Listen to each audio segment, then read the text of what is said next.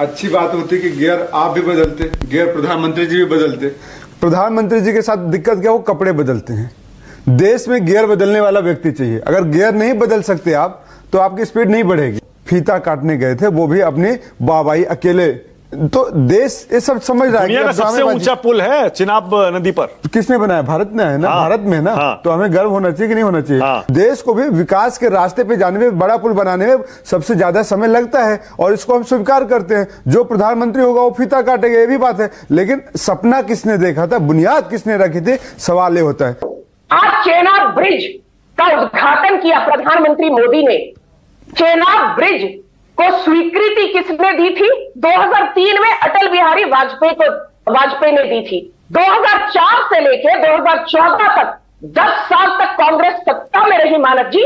1971 में हमने पाकिस्तान के खिलाफ जंग जीती सैम मैनेकशॉ के चलते, और 1972 में शिमला अग्रीमेंट के तहत जुल्फिकर अली भुट्टो के सामने सरेंडर करके घुटने किसने टेके?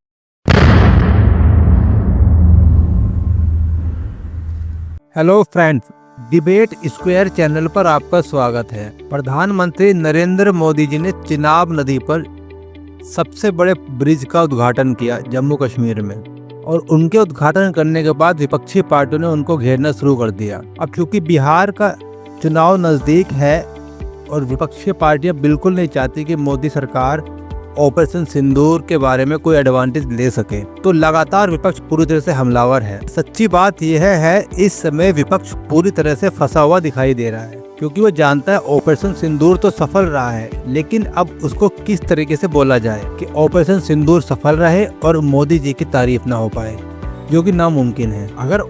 अगर ऑपरेशन सिंदूर सक्सेसफुल रहा है, सफल रहा है, तो केंद्र सरकार यानी मोदी सरकार की तारीफ तो होगी, जो बनती भी है। कांग्रेस प्रवक्ता दीपक झा ने राहुल गांधी जी का बयान रिपीट किया कि नरेंद्र और सरेंडर। तो किस प्रकार भारतीय जनता पार्टी की प्रवक्ता संजू वर्मा ने उनको करारा जवाब दिया। तो आओ देखते हैं इस डिबेट में कैसे बीजेपी और कांग्रेस एक दूसरे पर वार कर रहे हैं। ये गियर आपने क्यों बदला है? अभी तक आप ऑपरेशन सिंदूर उठा रहे थे जी। अब आप प्रधानमंत्री की जाति पर आ गए, जाति गणना का मुद्दा उठा लिया आपने। ऐसा लग रहा है बिहार चुनाव आपके निशाने पर है, इसीलिए ये दो मुद्दे अहम होने वाले हैं। मानक भाई, अच्छी बात होती कि गियर आप भी बदलते, गियर प्रधानमंत्री जी भी बदलते। प्रधानमंत्री जी के साथ दिक्कत क्या, वो कपड़े बदलते हैं। देश में गियर बदलने वाला व्यक्ति चाहिए। अगर गियर नहीं बदल सकते आप तो आपकी स्पीड नहीं बढ़ेगी। तो कपड़े बदलने से, भाषण देने से नहीं काम चलेगा। आपने प्रधानमंत्री की बात करी कि इतने अंग्रेजों के जमाने का। प्रधानमंत्री जी 45 दिन हो गए थे, एक दिन भी नहीं गए घायलों से मिलने, किसी को परिचय हाल चाल भी नहीं पूछा, और आज वहां गए तो फीता काटने गए थे, वो भी अपनी बाबाई अकेले। तो देश ये सब समझ रहा है। दुनिया का सबसे ऊंचा पुल है चिनाब नदी पर। किसने बनाया? भारत ने है ना। हाँ, भारत में है ना। हाँ, तो हमें गर्व होना चाहिए कि नहीं होना चाहिए? हाँ। तो देश को भी विकास के रास्ते पे जाने में, बड़ा पुल बनाने में सबसे ज्यादा समय लगता है और इसको हम स्वीकार करते हैं। जो प्रधानमंत्री होगा वो फीता काटेगा, ये भी बात है। लेकिन सपना किसने देखा था, बुनियाद किसने रखी थी, सवाल ये होता है। वो भरे सरेंडर करके चल रहे हैं, नरेंद्र जी सरेंडर ही करेंगे, ये बात आप भी मानते हैं। कौन कौन से सरेंडर है? हर जगह उनको आदत है सरेंडर करने की। कहां कहां सरेंडर किया? हर जगह सरेंडर करेंगे भाई। बताइए। किसानों के लिए बिल लाए थे, सरेंडर करना पड़ा कि नहीं करना पड़ा? अच्छी बात है, सरेंडर प्राइम मिनिस्टर ही हमको चाहिए था कि जिस देश की जनता के लिए जो सरेंडर करने के लिए तैयार हो। अमेरिका के लिए सरेंडर नहीं करने वाला चाहिए था, बस इतना अंतर है मानक जी। कि जनता के लिए झुके, कोई दिक्कत नहीं। हमने आपको ऊपर आरोप नहीं लगाया था कि आप सरेंडर मोदी हो गए। आज आप सरेंडर क्यों कहलाते हैं? क्योंकि तीसरा चच्चा आपका बीच में आ गया था और उसकी वजह से देश को आपने अघोषित युद्ध में डाल के कहते हैं हम सरेंडर। आपको उमर अब्दुल्ला का बयान बिल्कुल पसंद नहीं आया होगा ना? उमर अब्दुल्ला प्रधानमंत्री की तारीफ कर रहे थे, पहले भी कर चुके, और पूरी तरह से सरकार के साथ खड़े हैं। उन्होंने कहा कि जो काम अंग्रेज नहीं कर पाए वो मोदी जी ने कर दिखाया। देखिए, अब 370 का मुद्दा नहीं उठाते उमर अब्दुल्ला। अब वो कह रहे हैं बस पूर्ण राज्य का दर्जा दे दीजिए, और वो ऑपरेशन सिंदूर पर पूरी तरह सरकार के साथ खड़े। देखिए, पूरा देश, उमर अब्दुल्ला क्या, इंडिया अलायंस के साथ हैं उमर अब्दुल्ला, इसलिए कह रहा हूं मैं कह रहा हूं कि मानक भाई, ऑपरेशन सिंदूर के साथ तो आप भी खड़े हैं, ऑपरेशन सिंदूर के साथ तो हम भी खड़े हैं, ऑपरेशन सिंदूर के साथ तो पूरा विपक्ष खड़ा है। हमारा धर्म अलग हो सकता है, हमारी जाति अलग हो सकती है, हमारे खाने पीने का तरीका अलग हो सकता है, लेकिन जब राष्ट्र की बात आती है तो हम राष्ट्र के साथ एक होकर कदम मिला के चलते हैं। यह है हमारा देश, यह है हमारा धर्म। इसलिए मैंने कहा कि हम राष्ट्र के लिए खड़े हैं, मोदी जी के लिए नहीं खड़े हो सकते, भाजपा के लिए खड़े नहीं हो सकते। और भाजपा की बात करते हैं, भाजपा तो उस पार्टी की औलाद है जो हिंदू महासभा बनी, फिर जनसंघ बना, फिर जनता पार्टी बनी। ये तो आपस में ही लड़ते रहे देशद्रोह का आरोप इन पे। और जनसंघ कौन है बताइए, जनता पार्टी कौन है? जनता पार्टी का एक इतिहास बताता हूं आपको। 1980 में क्या हुआ था, जनता पार्टी ने आरएसएस के लोगों के ऊपर बैन लगाया था। मानक भाई, आपको पता है कि नहीं? संजू वर्मा, आपकी बारी है। और संजू, आप बड़े दिनों बाद आई हैं, तो जरा बताइए संजू वर्मा, ये राहुल गांधी की स्ट्रेटजी क्या नजर आती है आपको? क्यों सरेंडर कर रहे हैं वो बार बार? अभी मजा आएगा ना भिड़ो। मैं तो ये बता दूं कि राहुल गांधी ये जो बार बार कहते हैं नरेंद्र सरेंडर, तो आपके दर्शकों को ये जानना जरूरी है। 1947-48 पीओके का जन्म हुआ। सरेंडर किसने किया पाकिस्तान के सामने? पंडित नेहरू ने। 1962 में चीन के साथ युद्ध हुआ और भारत को मुंह की खानी पड़ी। सरेंडर किसने किया? चीनियों के सामने पंडित नेहरू ने। 1971 में हमने पाकिस्तान के खिलाफ जंग जीती सैम मैनेक्शॉ के चलते।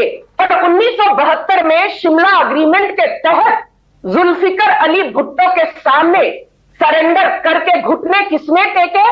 राहुल गांधी की दादी इंदिरा गांधी ने। यहां तक कि मानक जी, पाकिस्तानी जो 93,000 प्रिजनर्स ऑफ वॉर थे, हमने उनको सोने की तश्तरी पर पाकिस्तान को लौटा दिया।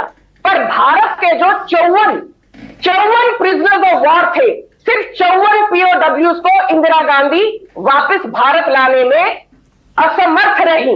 और ये लोग कहते हैं इंदिरा गांधी हो पाना आसान नहीं है।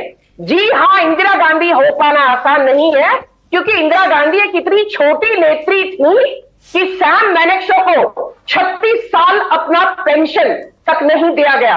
2007 में 1971 की जंग के 36 सालों के बाद सैम मैनेक्शॉ को उनकी पेंशन दी गई। इन्होंने तो हमारी जो सेना के कर्ता धर्ता है, उनकी इज्जत की भी धज्जियां उड़ा दी। और आज ये कांग्रेस पार्टी और राहुल गांधी बीजेपी को भाषण देते हैं। और एक बात कह दूं, आज चेनाब ब्रिज का उद्घाटन किया प्रधानमंत्री मोदी ने। चेनाब ब्रिज को स्वीकृति किसने दी थी? 2003 में अटल बिहारी वाजपेयी ने दी थी। 2004 से लेकर 2014 तक 10 साल तक कांग्रेस सत्ता में रही। मानक जी, चेनाब ब्रिज का कंस्ट्रक्शन क्यों नहीं हुआ? फिर उदाहरण देती हूं बोगी बील ब्रिज का। बोगी बील ब्रिज का कंस्ट्रक्शन शुरू हुआ 2011 में। कांग्रेस ने इसको भी खत्म नहीं किया। 2018 में बोगी बील ब्रिज का कंस्ट्रक्शन खत्म किसने किया? प्रधानमंत्री मोदी ने। फिर बात करते हैं डीएसडीबीओ रोड, जो कि हमारे लिए बहुत अहम है।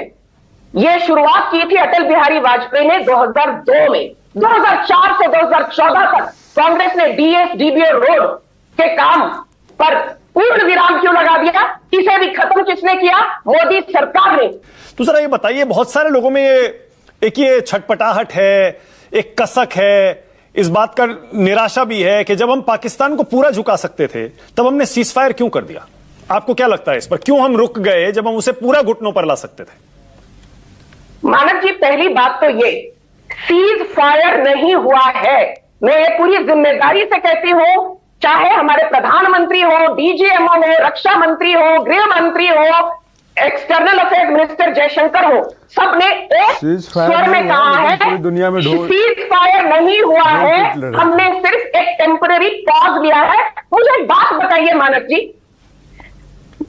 जब 2016 में सर्जिकल स्ट्राइक हुआ, हमने क्या किया था? हमने एनओसी क्रॉस की और पाकिस्तान पर वार किया। 2019 में क्या हुआ? जब हमने पुलवामा आतंकी हमले का जब हमने रिवेंज लिया, हमने कहा पाकिस्तान को मुंह की खानी पड़ेगी। उस वक्त 2019 में हमने बालाकोट स्ट्राइक किया। बालाकोट स्ट्राइक के तहत आपको याद दिला दूं मानक जी, हमने सिर्फ एलओसी का उल्लंघन नहीं किया, हम सिर्फ एलओसी के पार नहीं गए, हम इंटरनेशनल बॉर्डर के पार गए। पर 2025 में हमने वो कर दिखाया जो पिछले 70-75 सालों में किसी प्रधानमंत्री के करने की हिम्मत जुर्रत नहीं हुई। हर्षवर्धन जी, मुझे थोड़ा, मैं कई दिनों से ये सवाल अपने कई एक्सपर्ट से पूछ चुका हूं, कांग्रेस पार्टी और इंडिया अलायंस की रीजनल पार्टीज की स्ट्रेटेजी में ये फर्क क्यों है कि वो सब लोग बहुत सटल तरीके से विरोध कर रहे हैं, ऑपरेशन सिंदूर के सवाल उठा रहे हैं, कांग्रेस पार्टी बहुत मुखर तरीके से उठा रही है? क्या वजह आपको लग रहा है हर्षवर्धन जी? देखिए, माने कि देखिए, राजनीति में तो जाहिर है कि कुछ भी कोई पार्टी करेगी जो सत्ता में रहेगी तो विपक्ष वाले उसका विरोध करेंगे, लेकिन एक सामान्य सहमति या कहें कि देश के नाम पर एक सहमति जो अंग्रेजों की गुलामी से स्वतंत्र हुआ भारत, उसमें बनी रही। और राहुल गांधी ने उस प्रोटोकॉल को बहुत स्तरहीन तरीके से तोड़ा है। वो प्रोटोकॉल क्या था? आप कुछ भी कर लें, नेता पर कुछ भी बोल दें, पार्टी पर कुछ भी बोल दें, लेकिन जब देश युद्ध जैसी स्थिति में हो या देश जब किसी के साथ विदेश नीति में किसी भी तरह से डील कर रहा हो, तो हम कम से कम उस पर ऐसी बातों को नहीं करते थे जो सरकार का, देश की सेना का और देश के नागरिकों, जो कॉन्स्टिट्यूशन में we the people of India है, उसका पक्ष कमजोर करने की कोशिश करें। राहुल गांधी ने यह कोशिश की और अनजाने में नहीं की है, जानबूझकर की। अब ये क्यों किया है, इसका सवाल सबके मन में आता है, क्योंकि राहुल गांधी भी राजनीति कर रहे हैं, 20 साल के सांसद हैं, तो ऐसा तो है नहीं हमसे तो ज्यादा समझ हो सकता है, आपकी समझ तो होगी उतनी, हमारी समझ उस हिसाब से कम हो सकती है। लेकिन जरा आप सोचिए, देश के लोगों को बहुत बुरा लगा जब ट्रंप ने वो पोस्ट कर दिया था, उनको अच्छा नहीं लगा था, सचमुच वो मोदी सरकार से थोड़ा डिसअपॉइंट हुए। लेकिन जब उनको पता चला कि हमने क्या हासिल किया है, जो आज तक के किसी युद्ध में भी हम हासिल नहीं कर पाए, जो आज तक के किसी ऑपरेशन में हम हासिल नहीं कर पाए, पाकिस्तान की क्या हालात स्थिति हमने कर दी, और ये स्थिति कर दी कि दुनिया के बड़े देशों को लगा कि अब अगर हमने नहीं रोका इसको, या हम पाकिस्तान को पिछले दरवाजे से सपोर्ट नहीं करेंगे, तो शायद पाकिस्तान का नामो निशान खत्म होगा और भारत दुनिया में दूसरे तरह से आएगा। क्योंकि इस बात पर चर्चा कम हो रही है। हम लोग चूंकि राहुल गांधी और नरेंद्र मोदी भाजपा कांग्रेस कर रहे हैं, देश की जो बढ़ती ताकत है उसको दूसरे देश जिस तरह से ले रहे हैं वो जरा देखना चाहिए। और किस तरह से ले रहे हैं? हम पीटते रहे पाकिस्तान को, बाद में तो चाइना कहा कि हम भी उसके साथ हैं, सब कुछ है, लेकिन बीच में नहीं आया। हम पीटते रहे पाकिस्तान को, तुर्की, चाइना और अमेरिका के हथियारों से लैस पाकिस्तान को कुछ नहीं कर पाए वो।